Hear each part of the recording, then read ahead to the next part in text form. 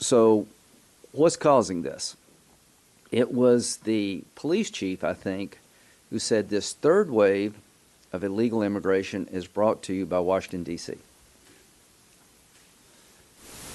The pull factors by policy changes, the new pull factors are too great for any money to the Northern Triangle to matter. I worked with Vice President Biden to put $750 million into the system to help the Northern Triangle countries with their rule of law issues, with their economy, with their corruption problems. I am willing to invest more. But the root cause of this wave of illegal immigration is not a deterioration in the last 6 months of the Northern Triangle. It is that we've changed our policies where people all over the world believe now's the time to go to America illegally, because once you get there, you're going to stay. Now, what did Jeh Johnson do on his watch? We had a wave of unaccompanied minors and families coming from Brazil to take advantage of the asylum program. Jeh Johnson got on a plane and flew back with these people to Brazil. He sent a signal to the source of the problem that this is not the way to enter the United States. We had 188,000 people come across last month. About 25 to 30% were not from the Northern Triangle. Every week that goes by, the word spreads throughout the world that the border is now open. If you can get 1 foot in the United States, likely you're not going to leave. So what we're asking for is for the administration to put somebody new, a new set of eyes, in charge of this problem and working in a bipartisan way to provide the resources and the policy changes to have a timeout so that we can catch our breath as a nation, give the people of Laredo and the surrounding area some relief. Now, what did I learn? I learned it is hell on earth right now in his district, given this problem.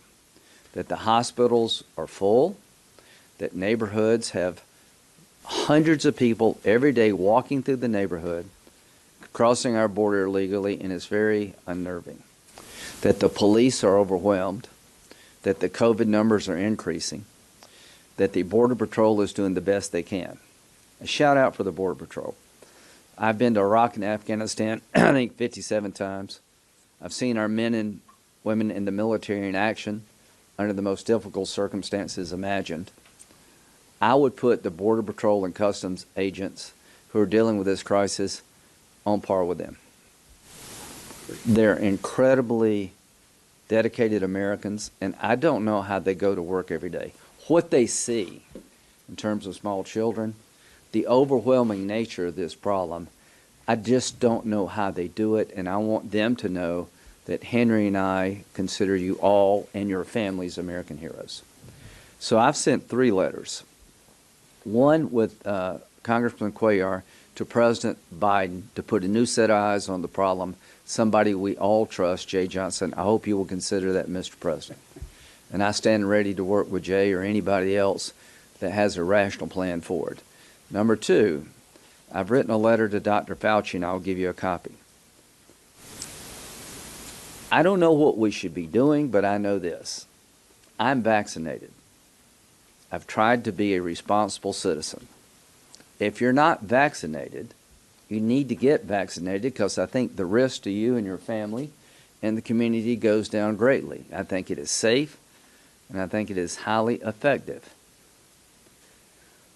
How you control the COVID problem in America must include an analysis of the border. We've had 50,000 people released in the United States because the Border Patrol ran out of capability and capacity to hold them. They literally put them on buses and shipped them throughout the country. I dare say any of them were tested.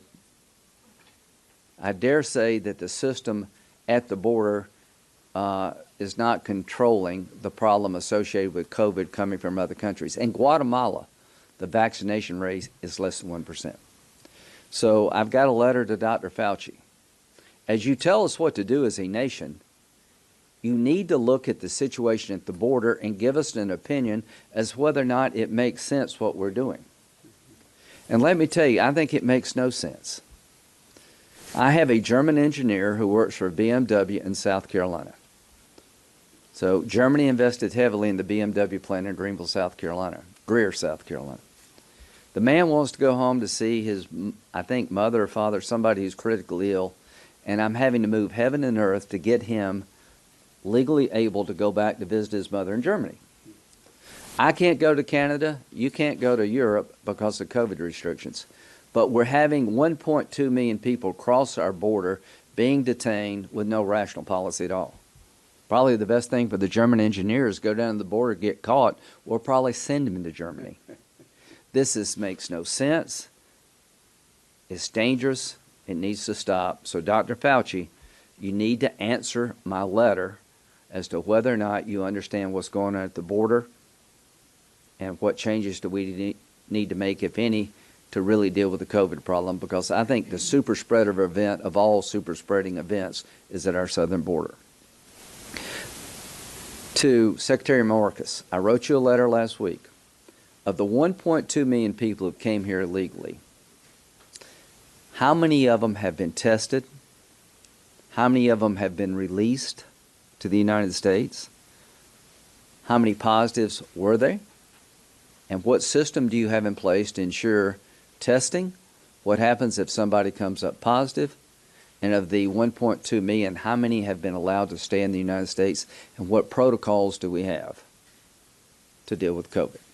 To the NGO community in your district, they're American heroes on the same footing as the Border Patrol.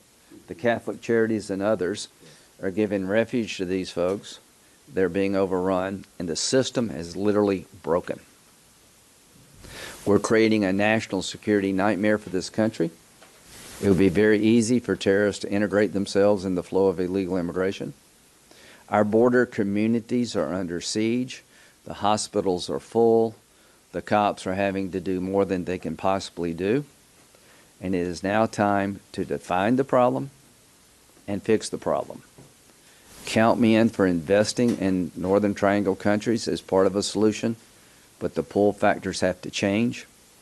And I just want to thank Congressman Cuellar for having the guts to speak truth to power, to let the administration know what's going on the ground. And what's so sad for me is I had a mask that said,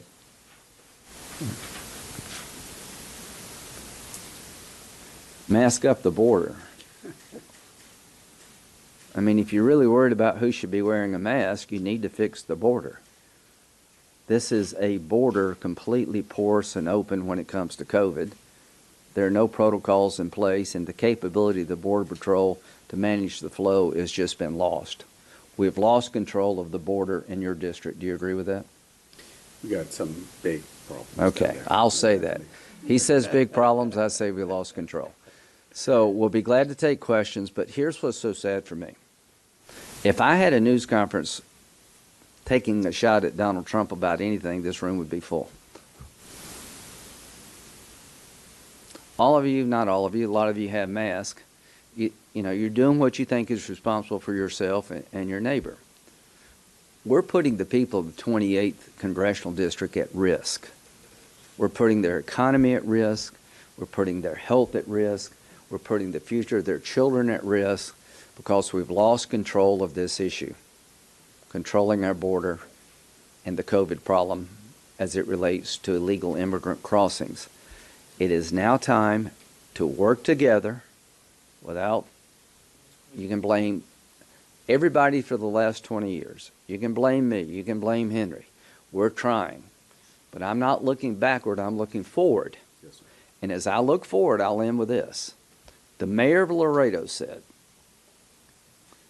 we're still pretty safe, but I worry about where we're going to be as a community in the next 6 months. The police chief said, the resources I have now are beyond the problems I'm having to deal with are beyond the resources, but every passing day it gets worse. The Catholic charities and other NGOs have said, without some help, we've reached the breaking point. So I have listened to the people of the 28th Congressional District. Your congressman has been the most effective voice in all of Washington about trying to find a way forward. I join his cause. I stand ready to work with the Biden administration, Democrats and Republicans, but I will not let this go without one hell of a fight.